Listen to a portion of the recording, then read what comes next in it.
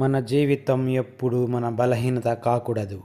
మనం చేస్తున్న పని మీద ఆ నమ్మకాన్ని నిజం చేసుకోగల శక్తి ఏ విజయానికైనా ఈ రెండు అవసరం మిత్రమా. మనకంటూ ఒక రోజు రాకపోతుందా అని చాలాసార్లు అనుకుంటాము. కానీ గుర్తు పెట్టుకో, నువ్వు ఇప్పుడు మొదలు పెట్టకపోతే ఆ రోజు ఇంకెప్పుడు రాదు. జీవితం అనేది ఒక పాఠశాల లాంటిది. ఇక్కడ ప్రతిదీ నేర్చుకోవాలి, తెలుసుకోవాలి, ఆచరించాలి, బాధ్యతగా ఉండాలి. గెలుపు, ఓటమి, సుఖం, కష్టం, దుఃఖం ఇలా అన్ని విషయాలు మనకు ఏదో ఒకటి నేర్చుకునే అవకాశం కల్పిస్తాయి. స్నేహం, ప్రేమ అనేది దీపం లాంటివి. వెలిగించడం చాలా సులభం, కానీ ఆరిపోకుండా కాపాడుకోవడంలోనే ఉంది అసలైన గొప్పతనం.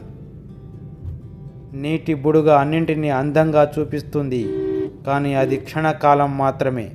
మన జీవితం కూడా అంతే.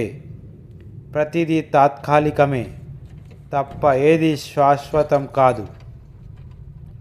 ఈ భూమి మీద బతికేందుకు మనిషికి ఎంత హక్కు ఉందో, సృష్టిలోని ప్రతి జీవికి అదే హక్కు ఉంది.